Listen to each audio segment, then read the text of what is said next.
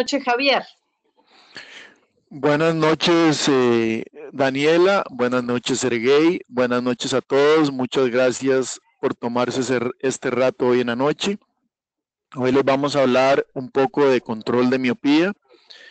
En el camino pueden ir escribiendo en el chat sus preguntas y al final las contestaremos todas. Y vamos a empezar con esta charla que, si bien dice Daniela, recién fue el Visual by Design, que es el foro más importante de control de miopía que tenemos a nivel global, donde estuvo los representantes de Europa con la EuroOK, los representantes de Asia, que son dos áreas, Asia del Norte y Asia del Sudeste. También estuvieron los de Oceanía, estuvimos los de Latinoamérica, y por supuesto los de Estados Unidos, que conformamos una sola asociación que se llama la Asociación Internacional de Ortoca y Control de Miopía. Vamos a hacer un resumen general de las cosas que se vieron, algunos de los temas que ya hemos visto en el pasado, que no han cambiado mucho, y la preocupación global que hay sobre la miopía y el control de la miopía. En este momento, la miopía y su prevalencia es un problema a nivel mundial. Nosotros podemos ver en esta tablita que les estoy presentando el crecimiento de la miopía, como se estima que para el año 2050, aproximadamente la mitad de la población mundial va a tener miopía. Este trabajo fue hecho por el grupo de Brian Holding y algunos otros colaboradores. En este podemos ver la prevalencia de la miopía según los años 2000, 2030 y 2050 estimados, y las diferentes secciones del mundo. Aquí podemos ver Latinoamérica y el porcentaje de prevalencia de miopía según el año. O sea, nosotros estimamos que en América Latina el 50% de la población va a tener miopía para el año 2050. En este, según la edad, podemos observar cómo en el lado izquierdo vemos el porcentaje de la edad, y en la parte de abajo podemos ver los rangos de edad de 10 a 19, 20 a 29, etc. Y podemos observar cómo de 20 a 29, para el año 2050, el 60% de la población va a tener miopía, porque la miopía va a continuar creciendo debido a las condiciones que hoy día tenemos de tecnología, llámese computadora, celular o tableta o algún aparato o dispositivo móvil. Este estudio me lo facilitó el doctor Francisco Gómez Salazar de México, de un trabajo que ellos hicieron de cómo están los vicios refractivos en México. Podemos ver la emetropía en México, que es en azul con puntos azules oscuros, y vemos cómo la miopía ha venido, o sea, sube importantemente la prevalencia entre los 20 y los 30 años, luego empieza a bajar por el tipo de población que tienen. Y tiene una población joven donde la miopía va creciendo, vea que por encima del 40%. En este estudio que se presentó en Academia Americana de Optometría, un estudio muy interesante, porque en el año 72 aproximadamente el 25% eran miopes, y en el año 2002 aproximadamente el 46% de la población es miope. Y si ustedes hacen un análisis qué pasó entre el año 72 y el año 2002, pues muy sencillo. En la década de los 80 salen las computadoras personales, y en la década de los 90 los aparatos personales como celulares, móviles y tabletas, que han venido incrementando o desarrollando la miopía. ¿Qué son los factores que más nos afectan sobre el crecimiento de la miopía, pues definitivamente el factor genético, porque podemos comprobar, y ya más adelante lo vamos a ver, en Asia el factor genético desempeña un papel importantísimo y marca para el crecimiento de la miopía.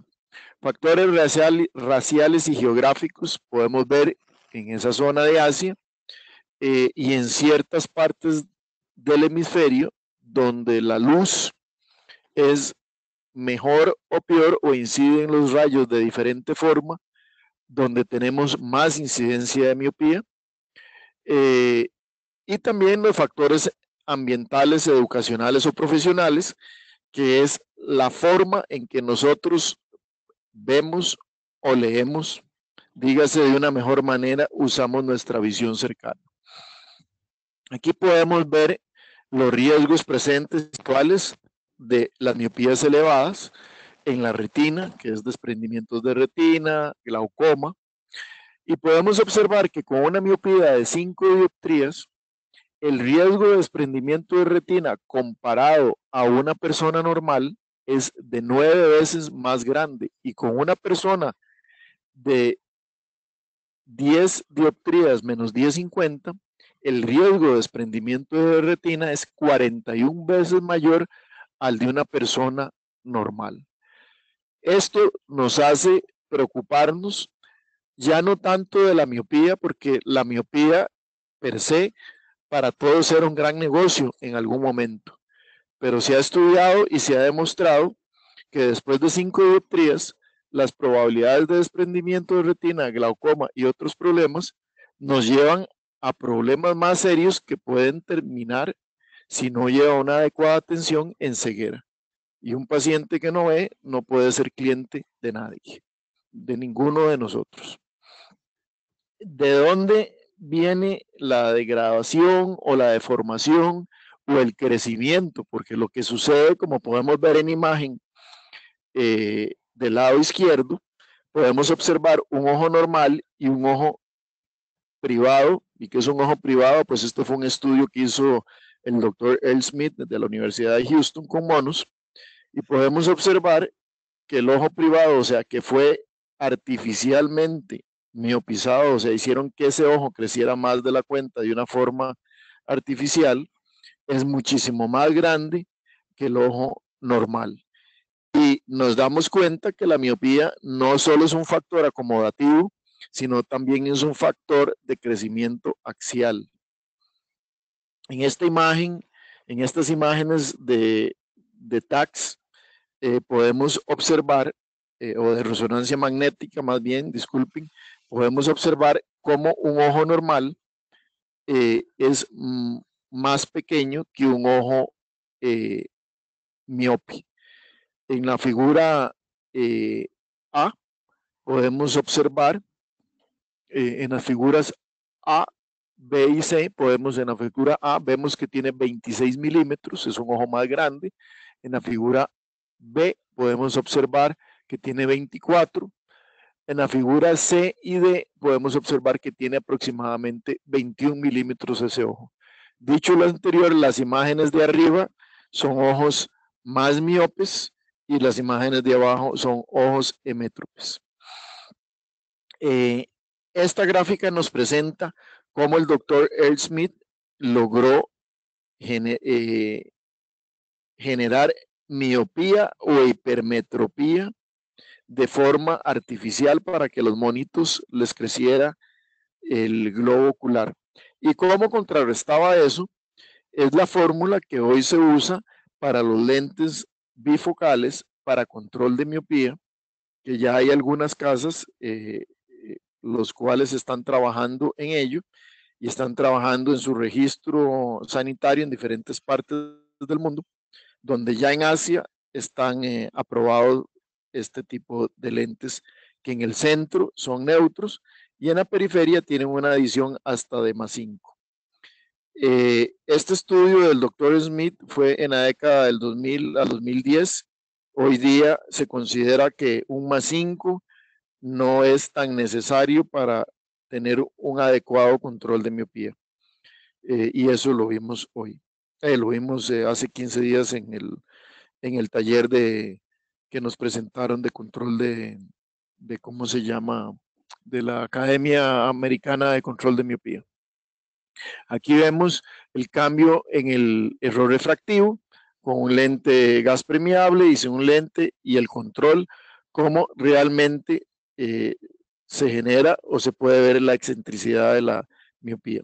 De lo que les hablaba hoy, ¿cómo son los niños hoy en día? Podemos ver en las imágenes que los niños hoy, los padres les ponen la tableta o el celular para que se entretengan. Ustedes van a un centro comercial y verán niños de 1 año y 2 años o 3 años en el coche que sus padres le dan el móvil o el celular o la tableta para que jueguen lo que quieran o vean una película y se la pegan a menos de 20 centímetros de su ojo, generando que ese ojo, por una mala práctica, desarrolla y crezca.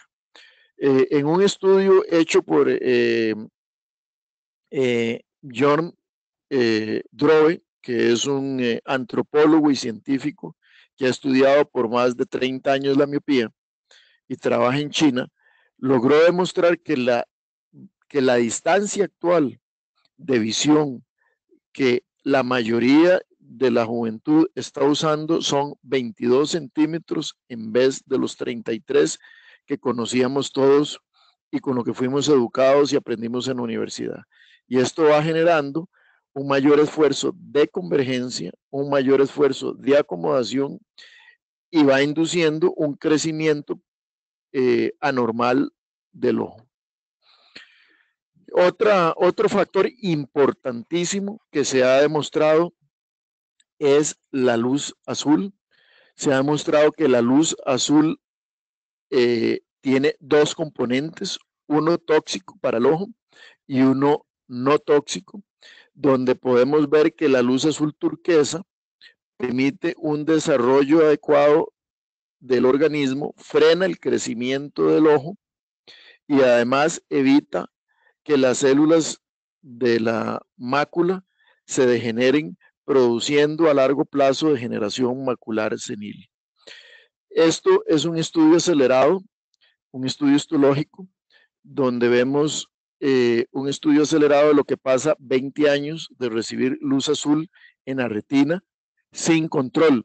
Acordémonos de que siempre la luz azul es importante porque requerimos una luz azul turquesa para mantener el ciclo circadiano, y el ciclo circadiano es conocido como el ciclo de bienestar del cuerpo, que nos da hambre, nos da sueño, nos da felicidad, ganas de vivir, bienestar, y si le quitamos la luz azul del todo, el ciclo circadiano no se puede completar, nos deprimimos, se nos quita el hambre, se crece más el ojo, se desarrolla más fácilmente la miopía.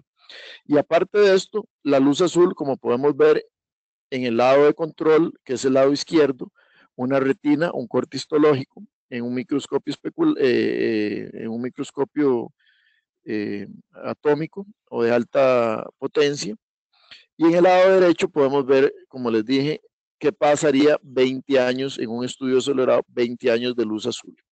Por esto es importantísimo que los niños y todos tengamos un gran control de la luz azul. O sea, la luz azul es necesaria, una parte, pero la otra parte debemos eliminarla para evitar más adelante degeneración macular por la edad.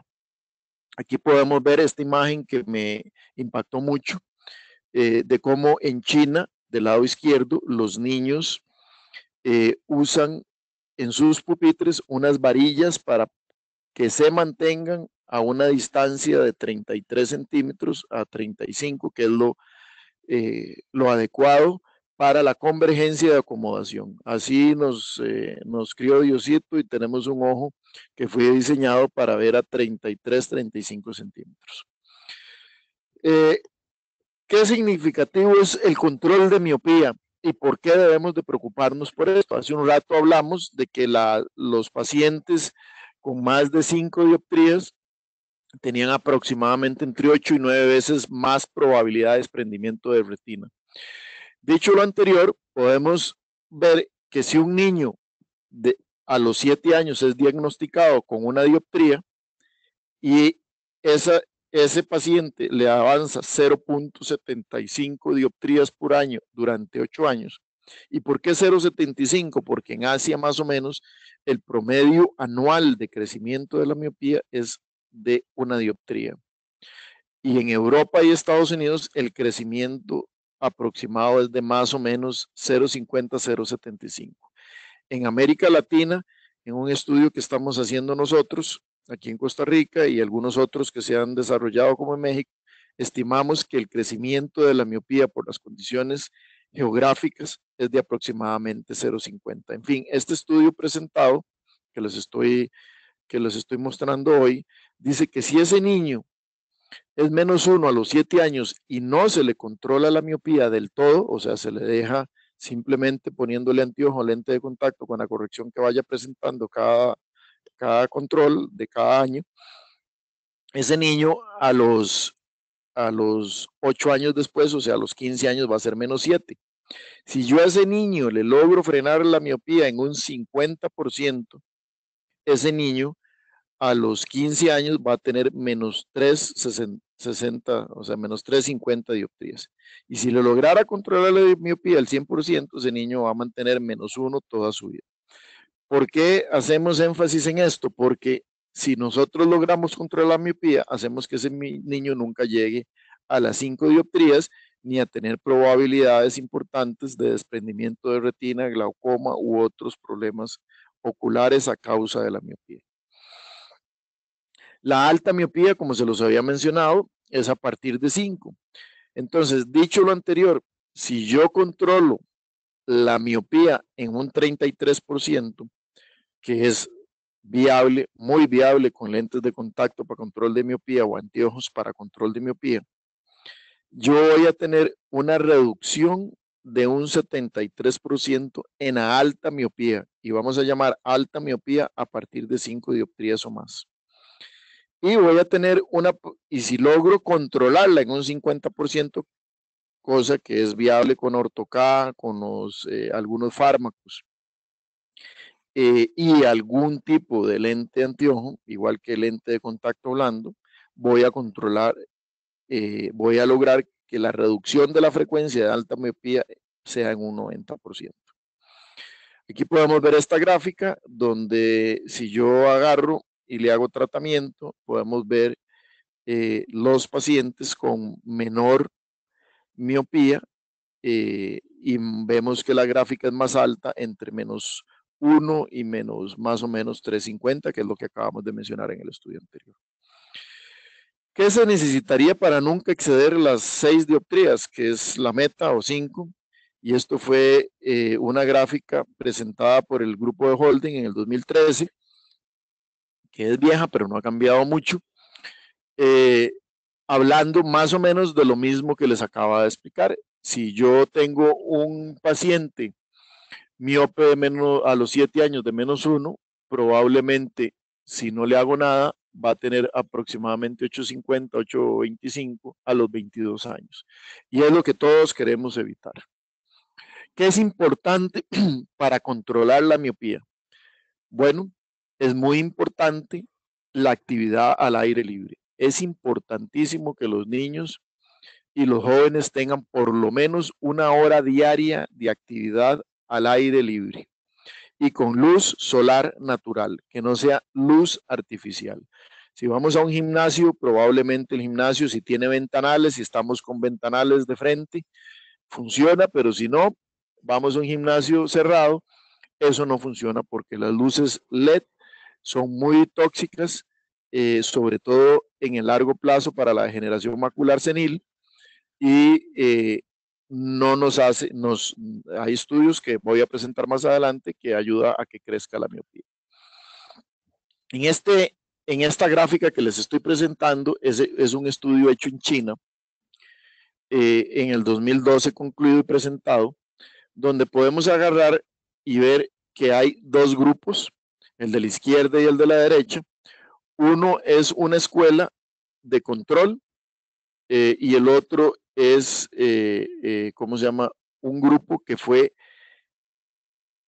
que se le permitió estar en aulas con exposición, con ventanas para poder que les entrara la luz de sol, que no era luz artificial, que los niños iban a poder tener 1 hora al día de actividad al aire libre y que iban a estudiar de forma normal.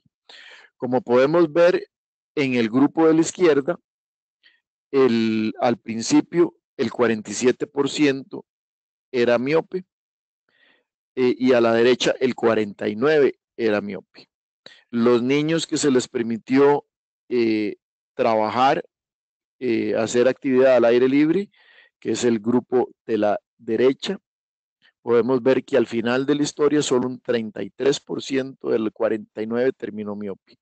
Y en izquierda podemos ver que el 43% continuó siendo miope. O sea que efectivamente la miopía disminuyó el crecimiento acelerado con el tratamiento de control de miopía.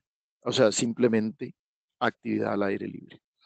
¿Qué otras cosas están demostradas que funcionan? Bueno, la famosa 7-metilxantina, que suena muy sofisticado, pero simplemente es un derivado de la semilla del cacao, y está demostrado en estudios que se hicieron en Europa del Norte, donde se frenó el crecimiento de miopía a los niños que comían chocolate amargo. Dicho lo anterior, el chocolate amargo o unas pastillas que existen principalmente en Dinamarca, Holanda, Suecia, Noruega y Finlandia, con este componente que es la 7-metilxantina, evita el desarrollo o el crecimiento del globo ocular y por ende el crecimiento de la miopía. La refracción en edad escolar es importantísima y preescolar. Es importante determinar qué problema o qué graduación o qué defecto visual tiene un niño cuando empieza. Y a raíz de este estudio que se desarrolla en Estados Unidos, podemos ver que si un niño es miope a los 6 años, tendrá un aumento de la miopía hasta los 14 años. Pero si un niño es hipermétrope superior a más 1,50 a los 6 años, permanecerá hipermétrope hasta los 14 años. Ahora, si un niño es hipermétrope entre 0,50 y 1,25, probablemente este niño a los 14 años sea hemétrope. Y si el niño es hemétrope a los 6 años, hasta 0,50, este niño va a ser miope, sí o sí, a los 14 años. Aquí vemos el principio del famoso Dr. Smith y que ha sido muy estudiado por otros doctores a nivel mundial, donde podemos ver con un anteojo convencional o un lente de contacto convencional, como podemos observar en la imagen. La imagen se va a formar en el plano rojo y como podemos ver, los rayos de un anteojo convencional se van a formar en el plano rojo, haciendo que en la periferia quede por detrás de la retina. En el centro sí se van a formar en la mácula, pero en la periferia, si vemos la imagen roja, va a quedar por detrás de la retina, lo que va haciendo o va obligando la evolución y crecimiento del ojo hacia atrás, buscando la imagen en la periférica. Según el doctor Smith, la periferia domina el desarrollo o crecimiento del ojo. Y según ese estudio, demuestra que al haber un desenfoque periférico, la retina crece cada vez más. Un estudio de la Academia Americana de Optometría nos demuestra las diferentes técnicas usadas para el control de la miopía. Y podemos ver que el 29% de la población de optómetras de Estados Unidos usa como segunda opción la ortoqueratología y como primera opción lo más usado es el bifocal, lente de contacto suave para el control de la miopía. y ya veremos más adelante, el bifocal lente de contacto suave convencional detiene en menor grado que la ortoqueratología la miopía, pero igual lo detiene. Un 26% usa anteojos para control de miopía, bifocales o multifocales para control de miopía, un 12% lentes de contacto y solamente un 1% de la población de optómetras en Estados Unidos usa atropina, que es un fármaco, o hay otros fármacos. Aquí en esta gráfica podemos ver cómo la mayoría de los lentes blandos del mercado, -6, son -6 en la zona óptica, pero hacia la periferia todos son un poco más miopes, o sea, hay mayor corrección de miopía, todo lo contrario de lo que decía el estudio del doctor Earl Smith, donde podemos observar que lo que tenemos que hacer más bien es producir un desenfoque hipermetrópico para poder hacer que la retina no crezca, sino más bien se venga hacia adelante. Este es un estudio para anteojos, un resumen de diferentes estudios para anteojos con bifocales, los PALs significa progresivos, BF significa bifocales, los lentes bifocales, esos significan para miopes esofóricos, los progresivos PALs, esos significan progresivos para miopes esofóricos, que en traducido al español es, digamos, ortofóricos, y los bifocales ejecutivos, que son los que dan mejor resultado para el control de la miopía, tomando en cuenta que estos bifocales tienen una descentración. Acordémonos que los miopes normalmente tendemos a divergir, no a converger. Este es un estudio hecho entre visión sencilla comparado contra progresivos y podemos ver cómo efectivamente el progresivo disminuye en cierto grado el crecimiento de la miopía, igual que el bifocal y sobre todo el bifocal ejecutivo.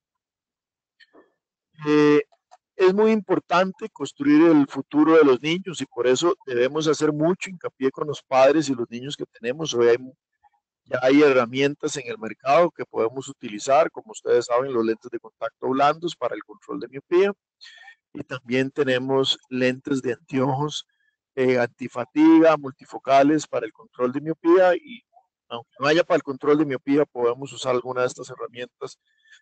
Aunque los estudios no están afuera, es mejor hacer algo que no hacer nada y demostrar que tenemos conocimiento y darle seguridad a los padres de todo lo que podemos hacer para prevenir que sus hijos lleguen a tener un defecto importante y eventualmente una minusvalía si llegan a sobrepasar los 5 dioptrías.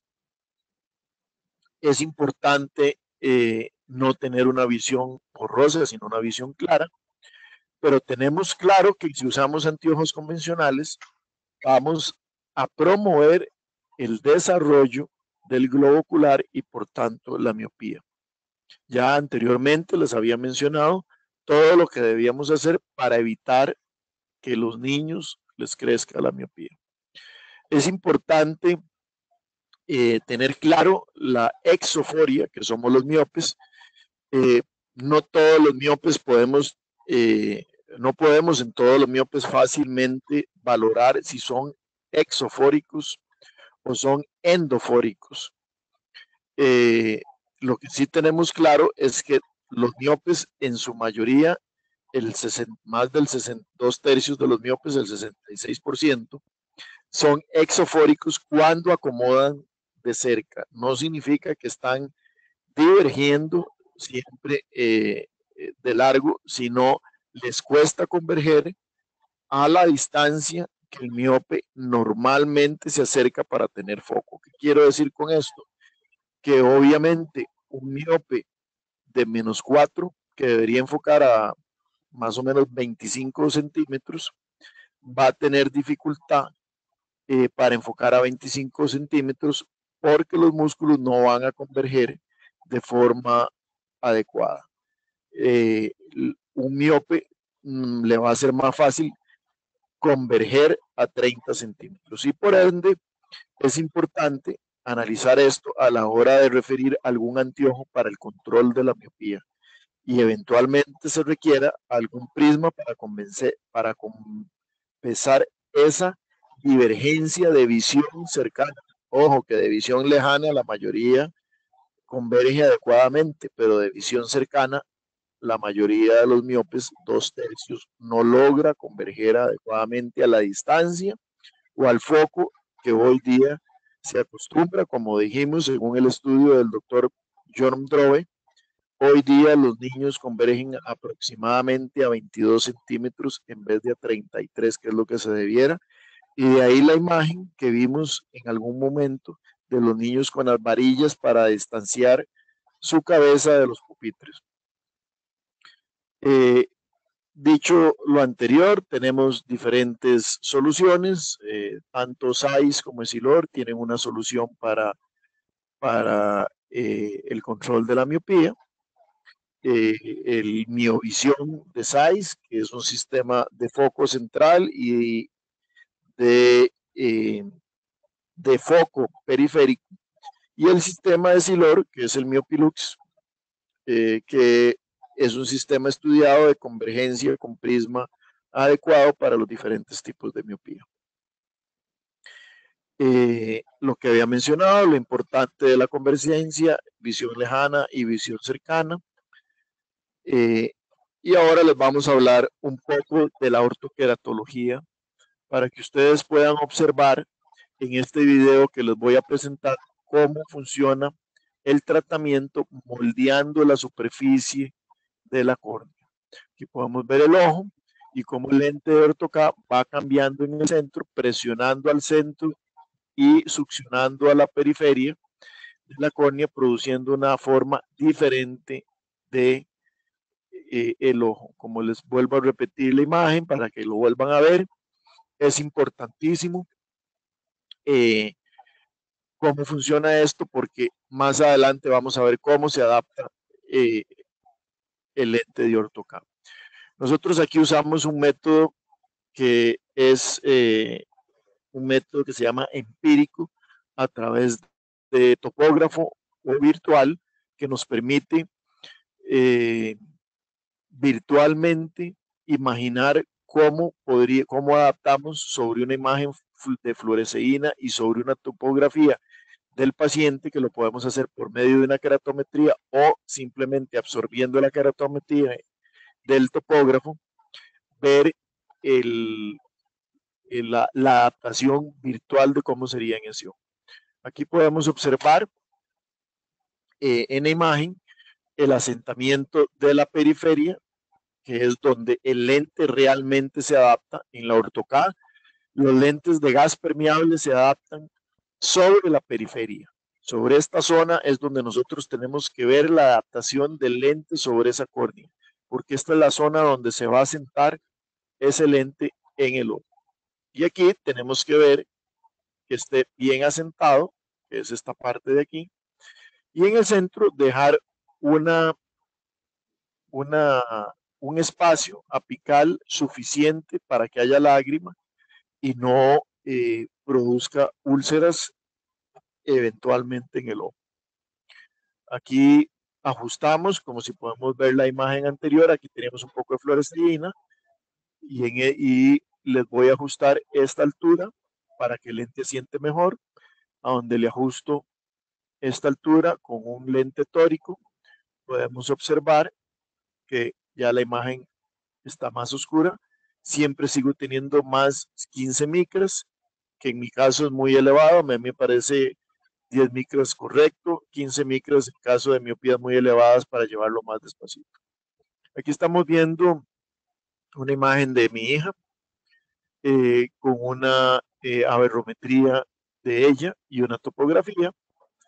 Aquí podemos ver su topografía, como yo en el topógrafo le presiono este icono que tiene y sobre este icono se chupa la imagen que tiene de ella. Yo aquí le pongo la graduación que ella tiene, le escojo el lente, como lo podemos ver en esta imagen que es de remoldeado corneal. Vengo, lo edito y lo ajusto a las condiciones que yo quiero, porque quiero que se asiente mejor aquí y me baje esto. Y aquí vemos cómo queda el lente definitivo. Podemos ver la imagen como se ve. Aquí vemos el toque en el centro y bastante bien oscura la fluoresceína en la periferia. O sea, este lente está muy bien acomodado. Aquí vamos a ver el otro ojo y vemos la imagen. Ahora vamos a ver el otro ojo. Vemos la imagen después de una hora. Tenemos casi el anillo en este ojo perfecto. Ahora vamos a hacer el ojo izquierdo. La misma historia. Me la chupo de la topografía. Analizo, edito, busco un buen asentamiento. Pero vemos que aquí no pasó nada. Aquí más bien el lente. Y me gusta pasar esto porque aquí no tuvimos resultado. ¿Qué pasó? Aquí no aplanó el centro, entonces no me produjo el anillo, no me desplazó el tejido hacia la periferia y por ende no me generó un menisco en la córnea. Dicho lo anterior, no me corrigió nada. Aquí vamos a ver qué pasó. Aquí vamos a ver el video. Como tiene mucha lágrima al centro, prácticamente no toca y por eso fue que no ocurrió. Vengo y le edito el lente, se lo reajusto, le bajo las micras, no sé si se acuerda que estaban en 15, ahora se las pongo en 9 y le asiento un poquitico, le bajo un poquitico la periférica, estaba aquí, ahora hago que baje más. Y esta es la imagen que obtenemos de la curvatura al día siguiente de esos lentes de contacto en los ojos de mi hija. Aquí vemos la imagen 7 días después, es una imagen casi perfecta, este es el anillo de la curva reversa, esta es la curva de tratamiento y aquí vemos la curva de asentamiento. Hay que guiarse sobre el centro del ojo, porque aquí vemos que esta imagen, si yo la analizo, esta imagen topográfica está descentrada en este ojo, en el ojo izquierdo hacia la izquierda y en el ojo derecho hacia la derecha. Pero la imagen del anillo está centrada con respecto a la pupila del paciente y eso es lo que tiene que importarnos y eso es lo que tenemos que buscar. Aquí hacemos un análisis comparativo del cambio y podemos ver que la diferencia de dioptrías más o menos en esta zona es de aproximadamente 5 o 6 dioptrías, que era el desenfoque periférico que mencionaba el doctor Smith, y de ahí que la ortoK 30 días después aproximadamente tenemos un desenfoque periférico de más o menos 6 dioptrías comparado entre el antes y el después.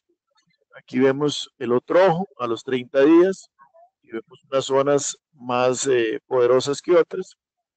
Y esta es una imagen de aberrometría de mi hija, donde podemos ver que en la zona de visión prácticamente está sin aberraciones. Tiene una aberración esférica de 0.05 micras.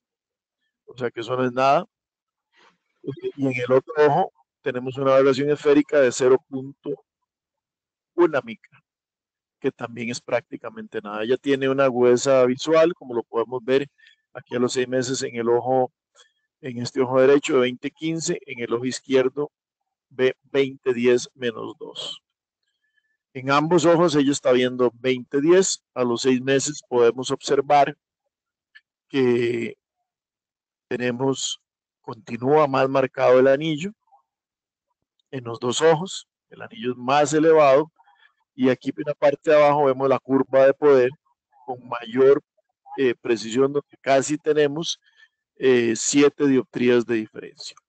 En conclusión, es un estudio que hemos hecho aquí en Costa Rica, el médico empírico con más de 50 pacientes, ya actualmente se llevan, no hemos tabulado el estudio, pero ya se llevan con esta metodología aproximadamente 350, 400 pacientes. El médico empírico da muy buenos resultados. La agudeza visual promedio después de un mes es de 20/20 en todos los pacientes que hemos llevado. Después de 6 meses, en la mayoría, en el caso de mi hija, es 20/15 en un ojo y en el ojo izquierdo es 20/10 y en ambos ojos 20/10 y la refracción es neutra. Aquí vemos un análisis hecho de diferentes autores, donde podemos ver en verde los bifocales y progresivos que llegan, según estos autores, al 15%. Aquí vemos la gente que ha hipocorregido, que todos en la universidad nos enseñaron que hipocorregir era lo mejor para los miopes, pues hoy está demostrado que eso es falso, que hipercorregir más bien aumenta la miopía. Con atropina los estudios han sido muy efectivos y son muy efectivos los primeros 2 años, después empieza lo que se llama un efecto rebote, donde no surge más efecto y en el momento donde se retira la atropina, tiene un efecto acelerador en el crecimiento de la miopía. Aquí tenemos la pirenzepina, que también es otro fármaco, no es tan eficiente. Estos anteojos con graduación periférica son los multifocales de Zeiss, donde vemos que está por debajo inclusive de los hechos con multifocales convencionales. Tenemos los lentes de contacto rígidos, donde demuestra que el lente de contacto rígido, que también es un mito que se volaron, porque todos creíamos que el lente de contacto gas permeable convencional disminuía la miopía, y no es cierto, según estos estudios de Katz y Wallin. La ortoqueratología, donde tenemos alrededor del 50% en promedio de control de miopía. Y hoy está demostrado, por ejemplo, este de Santo Domingo, que es más bajo, es hecho con lentes que son estándar de caja de prueba como el CRT, pero está demostrado que los lentes de contacto de Ortocá personalizados, todos van por encima del 50% de control de miopía, como fue el caso de mi hija, quien ha tenido un 100% de control de miopía, o sea que no le ha crecido en 3 años. Y los multifocales y bifocales, aquí Wallin tiene un estudio de 30% y Astis tiene uno de 50%. Hay uno que no presenté aquí de John Drove con un bifocal ejecutivo prismático donde hay un 63% de control de miopía. O sea, es muchísimo más efectivo que realmente, o casi tan efectivo como el Ortho-K y los lentes bifocales para el control de la miopía. Muchísimas gracias. Yo sé que hay países que están muy adelantados en la hora, así es que traté de hacerlo lo más rápido posible para no alargarnos mucho y que no se les hiciera eterno. Ahí presentamos una foto de mi querido colega, nuestro querido colega, tanto de Sergey y de profesor de Sergey, Daniela y de mí en alguna ocasión. Al lado izquierdo, Sergio Mario, el doctor Brian Holding, que en paz descanse, el doctor Edward, Ed, el famoso líder de todos los del GPLI, quien maneja, y los invito a que también visiten esa página, que todos los meses tienen un webinar y tienen un archivo de webinars de lentes de contacto muy Edward Bennett, de muy importante, dirigidos por Edward, este servidor, Javier Prada, y nuestro queridísimo amigo y organizador de los GSLS, y hoy trabaja para la Universidad de Ferris allá en Michigan. No sé si hay alguna pregunta o algún comentario, Daniela, Sergey.